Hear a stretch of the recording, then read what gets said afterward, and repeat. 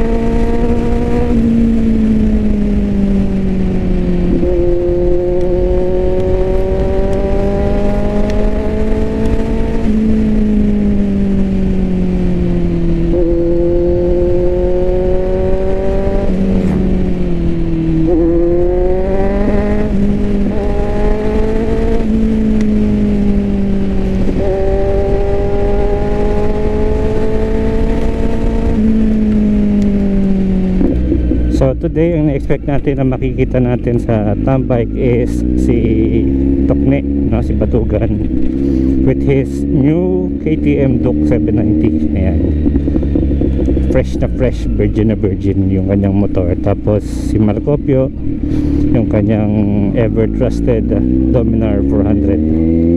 Then si Dagtum, depende sa mood niya eh.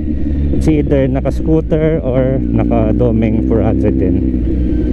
Tapos ito sa atin, inaambon na Z9. Medyo lumalakas ang ambon dito, kaya alalay lang kasi baka madulas.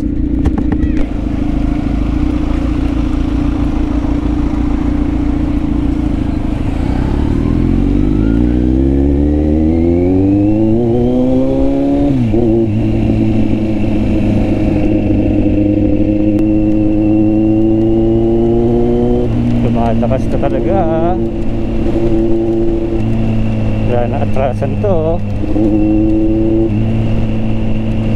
So yung GoPro natin naka medium mode, kaya hindi siya pwede mabasa, pero tuloy lang.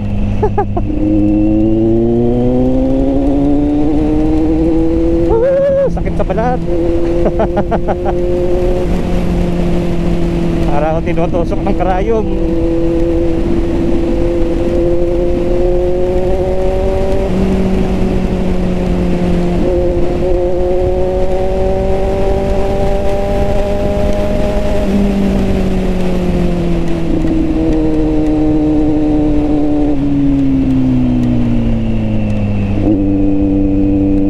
Lalakas pa dyan kasi basang-basa tayo bago makarating sa venue pagka ganito tuloy-tuloy.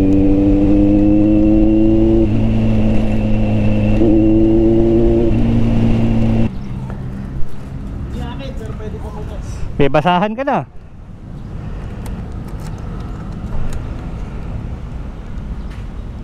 May intercom ka? Marunong ka mag-connect?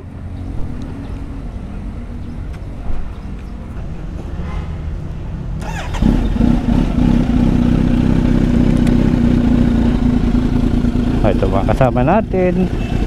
Nag-vlog lang ako saglit ha. Dominar 400, C900, kasi ibang kasama natin dito. Isa pang Dominar, saka Duke 790. Yan o, virgin. Okay, salamat. Salamat po, ingat po sir. Tumawag ka na? Yeah! Ano?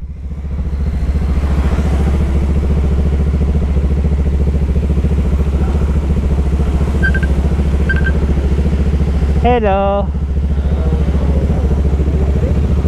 I'm there. Okay.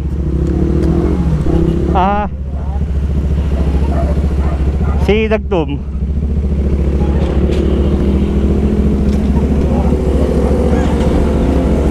O yan, mauna ka na, Tokne.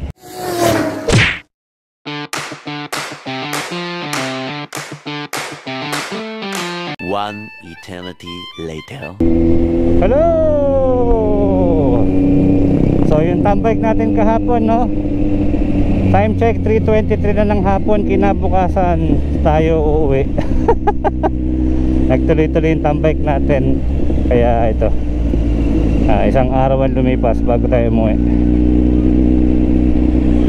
Doon tayo naki-sleep over muna sa may Pasig area.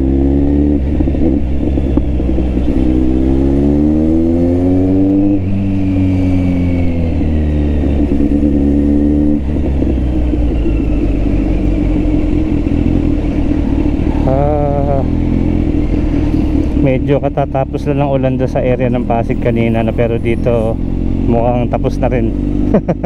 So hopefully pagdating natin ng mas malalim na parte ng Rizal, maganda na ang weather lalo. Saka yung kalsada hindi nabasa.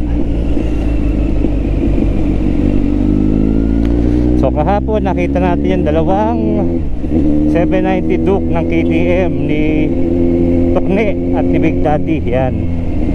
So antay lang tayo ng mga dokumento nila para makapag-set na tayo ng isang major long ride sa expressway. Ang maganda lang sa pag-upgrade nila ng motor from the Duke 390, no? Yung iba mga kasama natin are also planning to upgrade their motorcycle rin. So hopefully bago matapos ang taon, mga nakapag-upgrade na ibang kasama natin. Pero tayo medyo stock up na tayo dito sa C9. Okay na ako sa power nito, sobra-sobra na.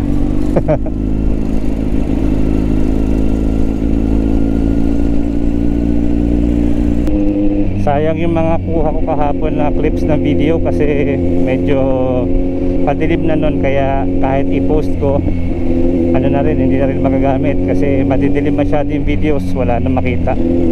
Pero during our ride going to Cainta, no, sa bahay ni Big Daddy, kasama natin si Tokne with his Duke 790, si Marcopio, saka si EJ Dagtum with their Dominar 400, tas itong ating C9.